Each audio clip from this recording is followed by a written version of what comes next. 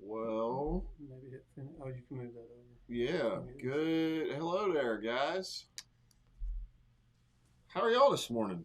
Yeah, it's Myron. Um, so little chilly, not like bad cold, but just kind of. Uh, um, I'm not a huge fan of the cold. Yeah. Well, Me guys, Michael and Israel here for another Tech Tuesday. I already see some questions in here from Tim Taylor.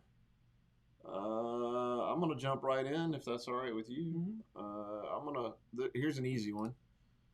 Michael Gladden, can y'all work on Rangers?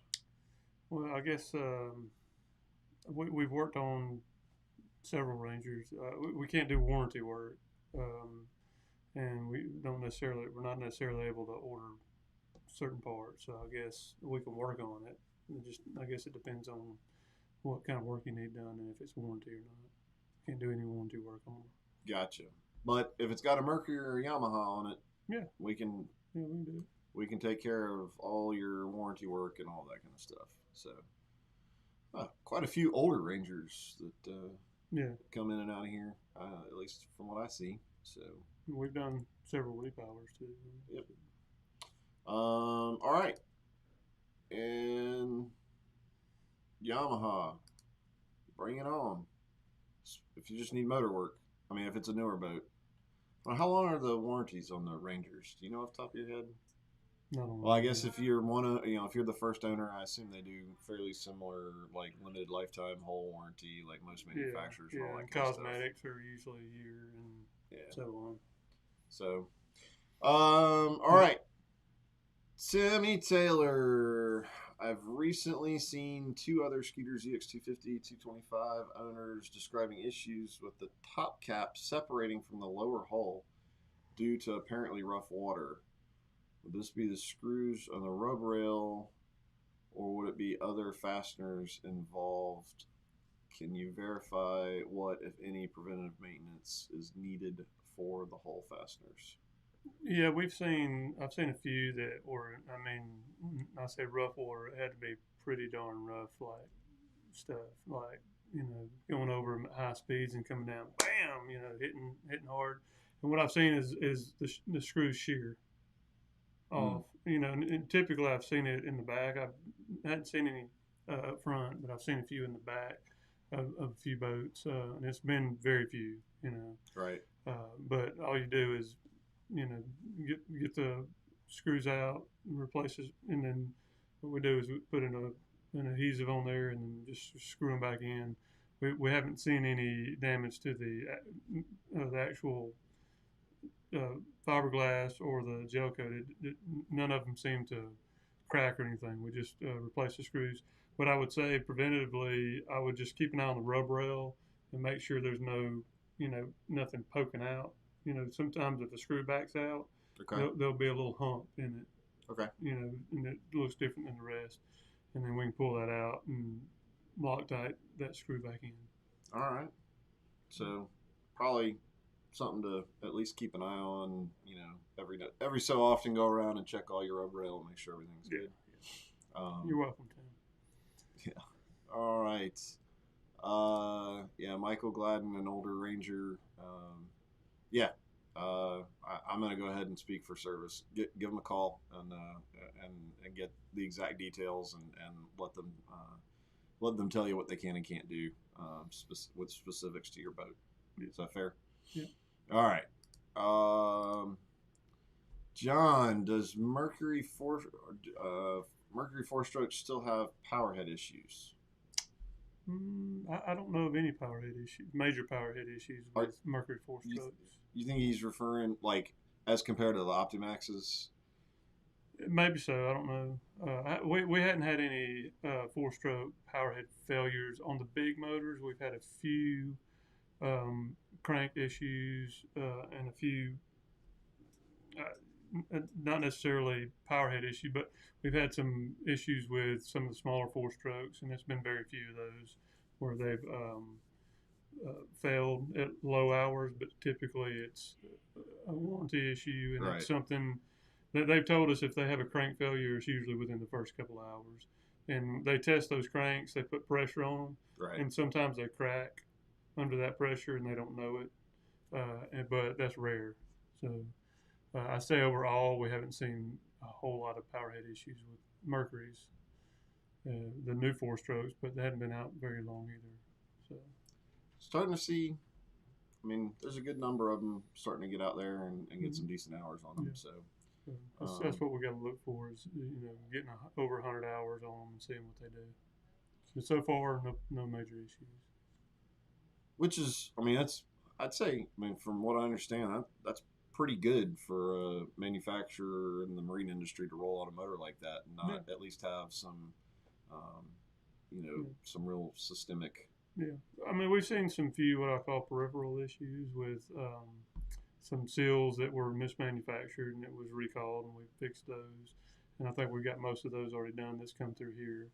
And then a few shift actuator issues.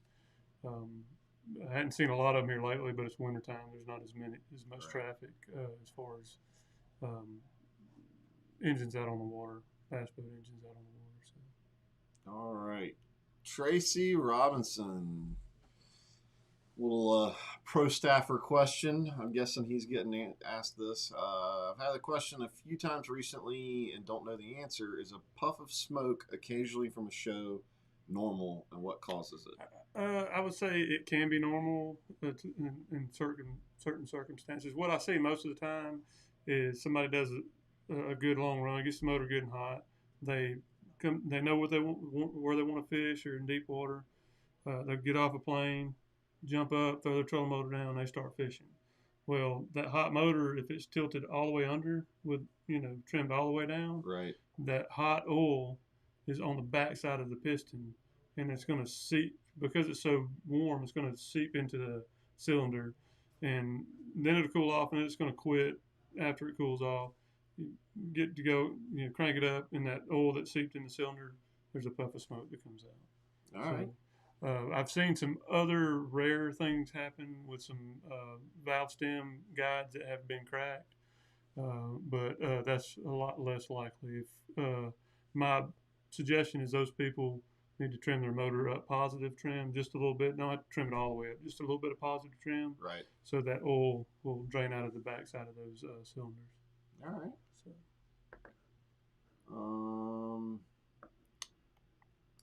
Let's see here. Appreciate y'all letting Coosa River Team Trail do the pre-registration this past Saturday. Always glad to have folks in here.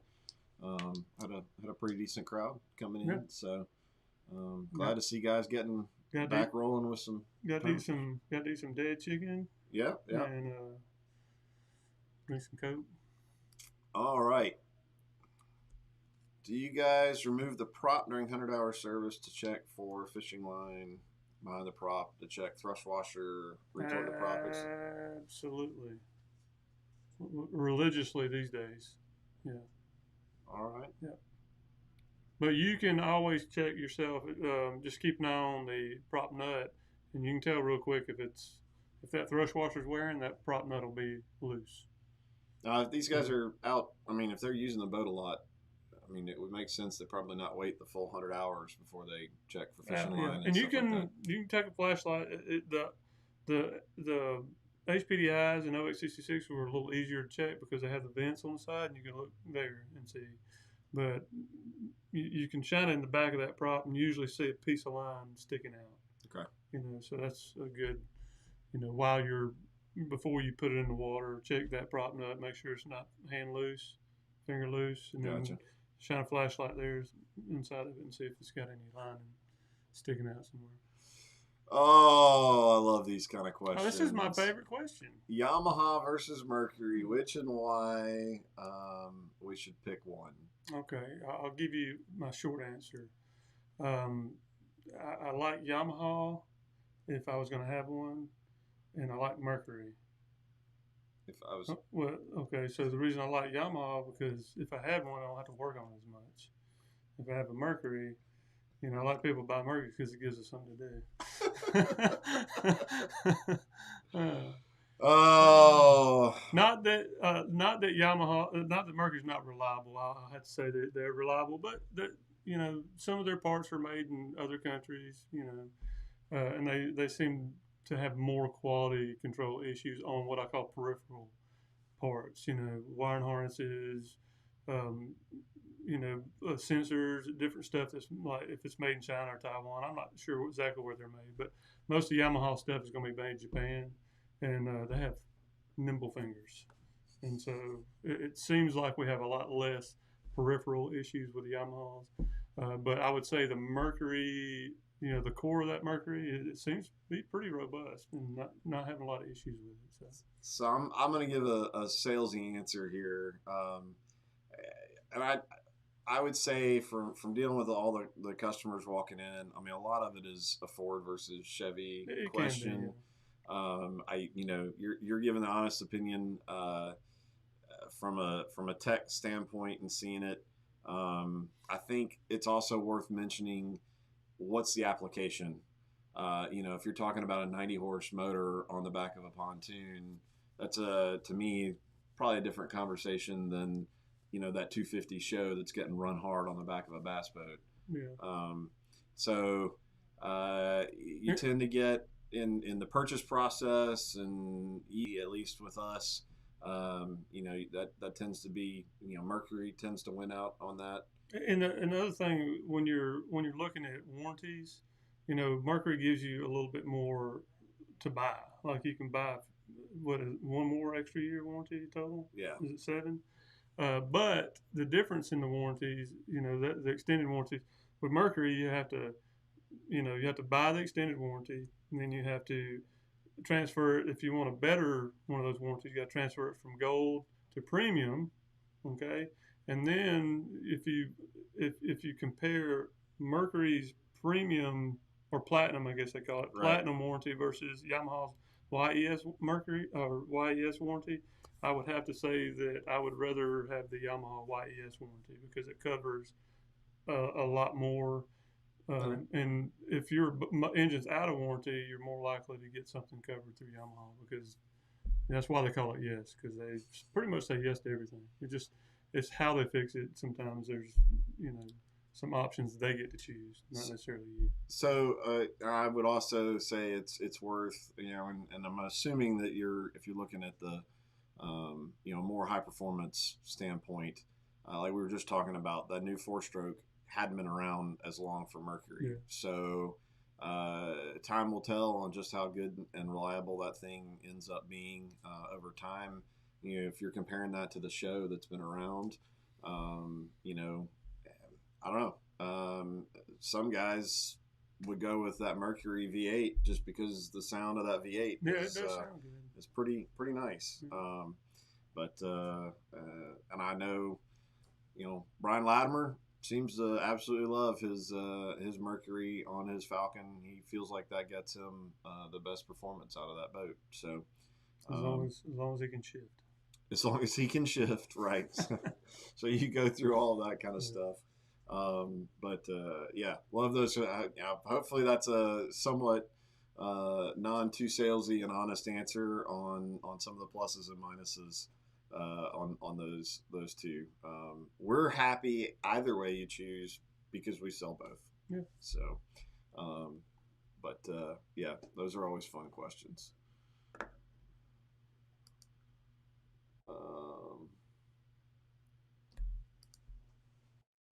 All right, Timmy Taylor. I received a recall notice on my 2020 Skeeter trailer.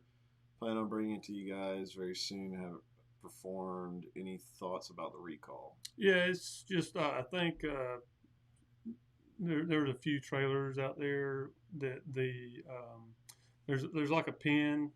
It's actually a bolt, but it's a smooth bolt, and it's the bolt that lets the caliper move when you brake. Mm-hmm. And I think some of those didn't get torqued down to the correct spec.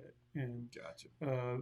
We've done about 3 of them so far, and they've all been torqued correctly. So more than likely, somebody had a failure, and what they've done is they've took that serial number and retroed back a certain amount of months, and they retroed forward a certain amount of months. So there's several trailers in that gap that just have to be checked to make sure that they're torqued down correctly. So far, all of them that we've checked have been good.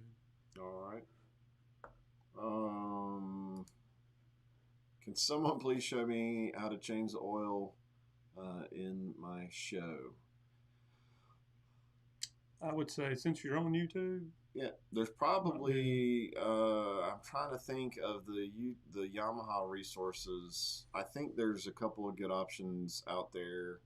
I know we've done some little quick videos with some of our pro staff guys. Maybe it's worth us throwing a longer format video together on that down the road. I'll be honest with you right now. When we're behind and trying to get ready for the season, trying to crank out a video like that means I got to take this guy or one of his other guys away from doing work. But I don't know, maybe we can throw one together when we got to do it on. Maybe we do it on Timmy Taylor's next time his boat's in here. Maybe so. Yeah, you should be able to find a good, and I guess also what motor. What size show? Yeah, it could be a 115, 150, or 220. The big blocks. I mean, it's pretty straightforward. Yeah, it is. It's not too bad. Yeah. All right. Does Yamaha have an add-on accessory Nema like Mercury Vessel View? Is it plug and play like Mercury? Yes, and yeah, they do. They have different options. But they've got a big screen. It's I'm trying to remember the name of it, but it's sort of like a Vessel View, Okay. I think it's made by Lowrance actually, and then they actually have what they call a 5, what is it, 6.5 wide round gauge. It's digital. Mm-hmm. It doesn't show all a bunch of stuff on it, but it'll give you hours and RPM, and usually if you have an alarm or something like that. And it's pretty much plug and play. You have to buy like a little hub to plug everything into, and then there's a Nema cable that runs from the engine to that hub. Or if you have Lowrance units, you can actually buy a network starter kit, and then you can buy that Nema wire that goes to the engine. It's I think they call it a network data cable, and you can put all that on there and hook it straight up to your Lowrance, and your Lowrance will actually read that information.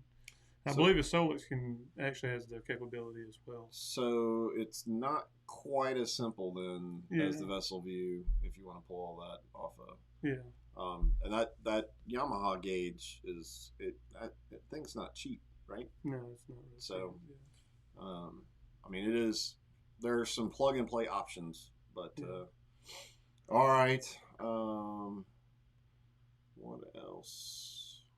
How often do spark plugs need to be changed? And I think you said about Yamaha. Yeah. If it's older Yamaha 2-stroke, I recommend doing it once a year. Okay. Yeah. Or every 100 hours, whichever comes first. All right. Timmy, I'll have mine up there Saturday, and you're welcome to use it as a demo boat. You bring it in for 100 hour?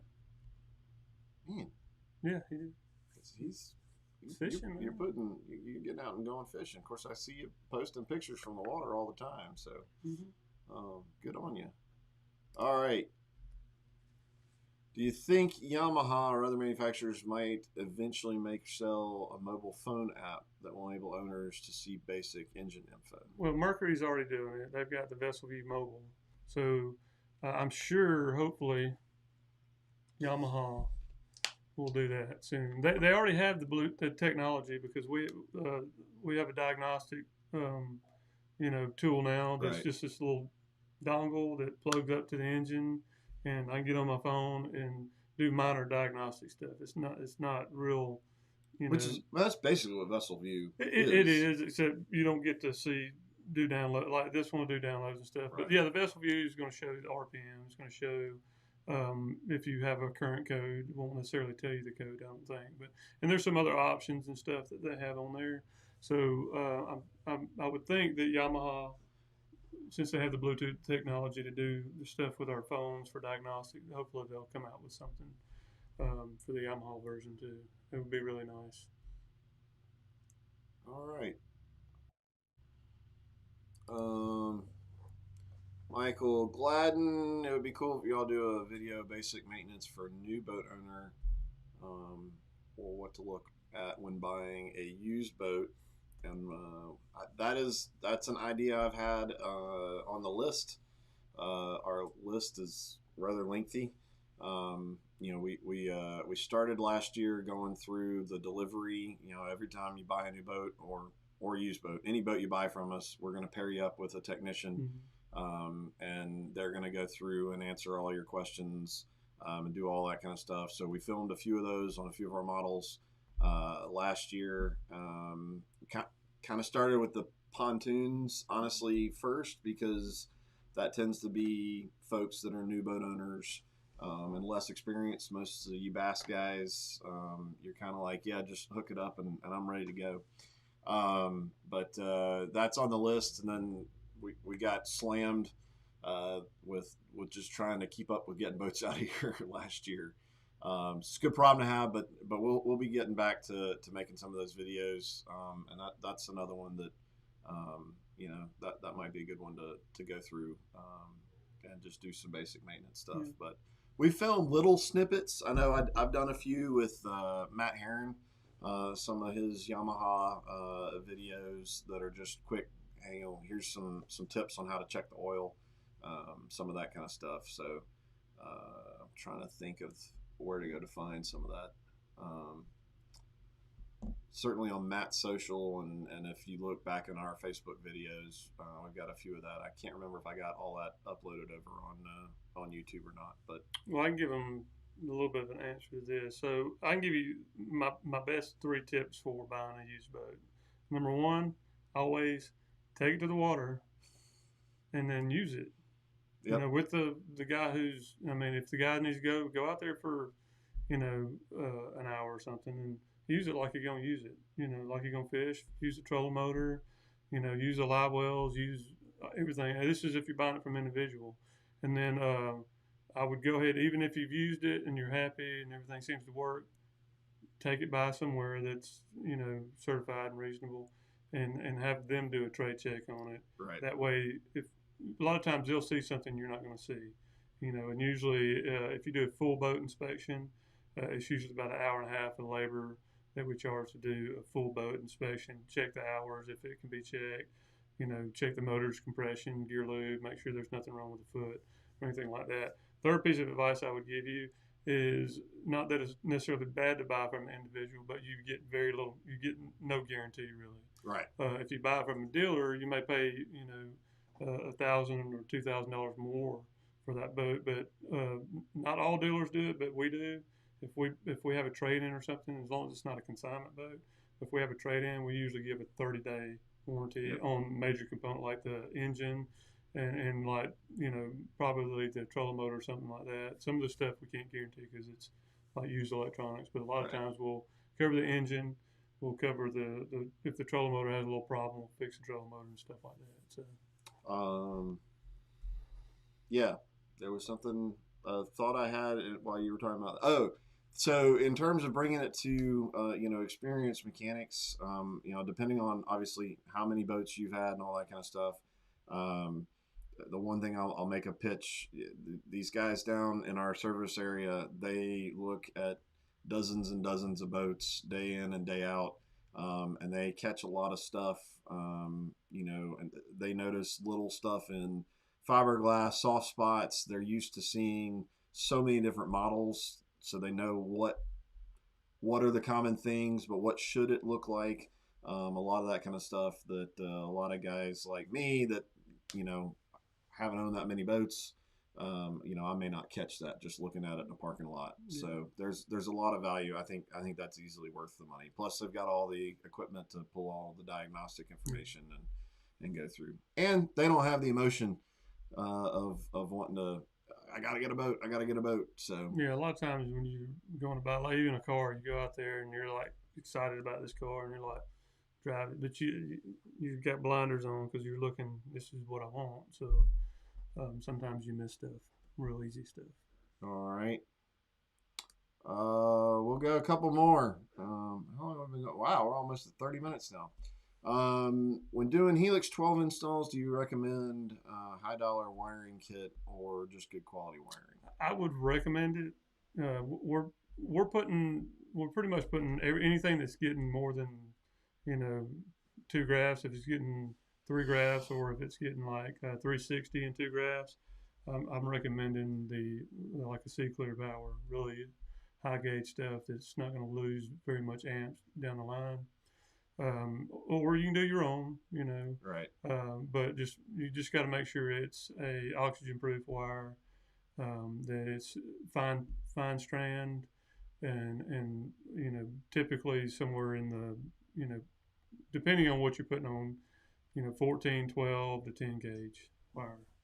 That's, I mean, if it's one Helix 12. If you're doing one Helix 12 at the bow, you know, a 14 gauge wire should be fine, you know. So, but if you're doing 2 up front and 2 on the console, I would definitely do C clear. I mean, and the number of folks now running multiple graphs, I just find it hard to believe a lot of guys these days, if they get one rigged up, that at least at some point they're not going to go, I kind of wish I had another one or something bigger, something more complex. So set it up the right way the first time. And all right. The local was looking to buy a used boat. Could they bring it by and have it checked out? Okay. Yep. Yeah.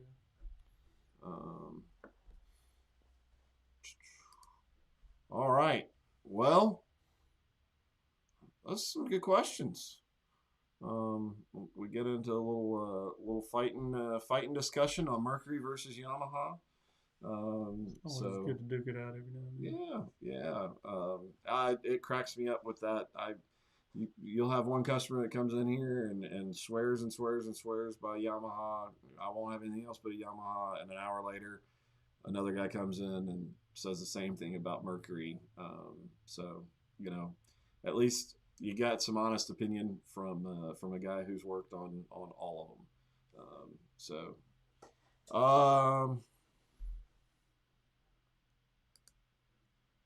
Michael brought up a soft spot.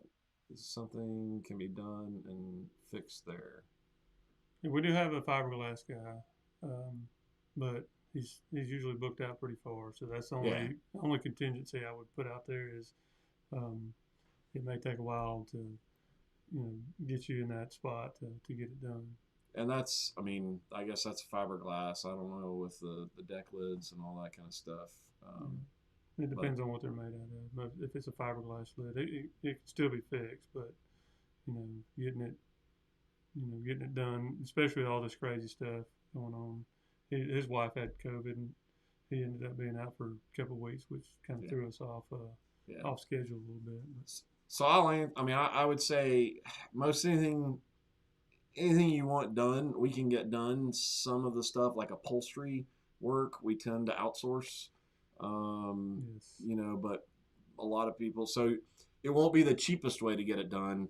But if it's one that I don't have time to deal with it, y'all know what you're doing, you know, the quality people to work with, then we'll get it taken care of. And then especially right now, it may not get done the fastest, but like we're sitting here on video saying that it won't get done the fastest, we'll at least communicate that to you, and give you a reasonable estimate. So I mean, most anything, I mean, I know the guys like recarpeting a bass boat's not really something that